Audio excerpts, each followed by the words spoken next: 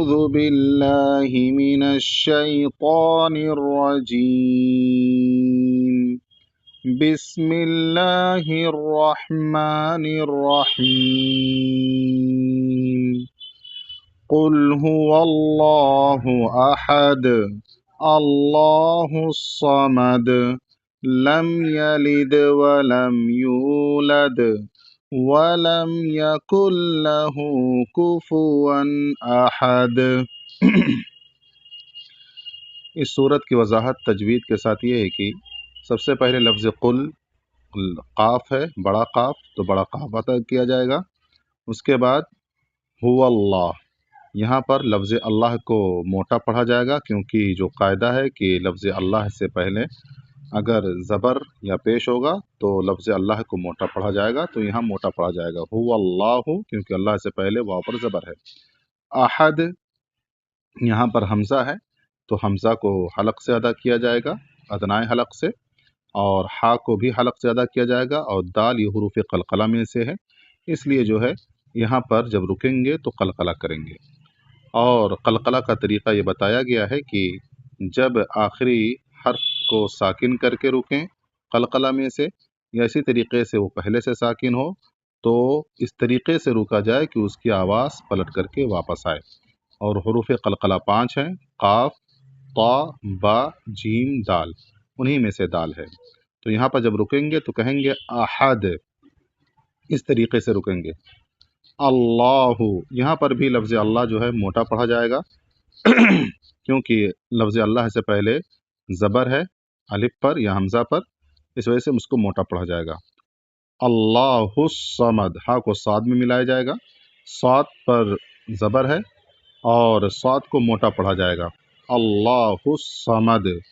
اور اسی طریقے سے صمد میں بھی دال ہے، اور یہاں پر بھی جب رکیں گے تو قلقلہ کے ساتھ رکیں گے، صمد اس طریقے سے۔ لم یلد، لم یلد، یہاں پر بھی دال ساکن ہے تو اس کو بھی پڑھیں گے تو پورا ملا کر، لیکن قلقلہ کے ساتھ، لم یلد ولم یولد، اس طریقے سے جو ہے پڑھا جائے گا، یعنی دونوں جگہ قلقلہ ہوگا۔ ولم یکن لہ، یہاں پر ایک چیز دھیان دینے والی ہے کہ کاف پر جو پیش ہے یہ کاف کے بعد جو نون ساکن ہے اس میں نہیں ملے گا، بلکہ اس کے بعد جو لام تشدید ہے اس پر جا کر کے ملائیں گے، کیونکہ قاعدہ ہے کہ جب ساکن کے بعد تشدید حرف ہوتا ہے تو پہلے والی حرکت اس تشدید پر ملتی ہے، اس لیے یہاں پر جو ہے یکن لہ، کاف کو ڈائریکٹ لام میں ملائیں گے، یہاں گنہ انہ نہیں کریں گے کیونکہ غنہ کیوں نہیں کریں گے؟ اس وجہ سے نہیں کریں گے، کسی کا سوال یہ ہو سکتا ہے کہ نون ساکن کے بعد تو حروف حلقی میں سے لام نہیں ہے، تب کیوں نہیں غنہ کریں گے؟ تو اس کا جواب یہ ہے کہ غنہ اس لیے نہیں کریں گے کیونکہ نون میں غنہ اس وقت ہوتا ہے جب نون کو پڑھا جاتا ہے۔ اب یہاں پر جب ڈائریکٹ کاف کو لام میں ملا دیا گیا ہے تو نون پڑھا ہی نہیں گیا ہے، اس لیے یہاں پر غنہ نہیں کریں گے۔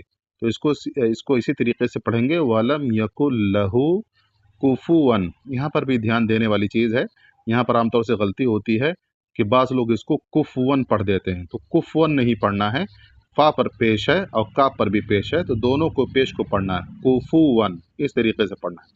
اور ون میں جو تنوین ہے تو یہاں پر غنہ نہیں ہوگا کیونکہ اس کے بعد حروف حلقی میں سے احد کا حمزہ موجود ہے، اور قاعدہ ہے کہ نون ساکن یا تنوین کے بعد اگر حروف حلقی میں سے کوئی حرف آئے گا تو وہاں پر غنہ نہیں کیا جائے گا، اور جب غنہ نہیں کیا جائے گا تو اس کا مطلب ناک میں آواز نہیں جائے گی اور اس کو پورا پڑھا جائے گا، یعنی پورا پڑھ کر کے گزر جایا جائے گا۔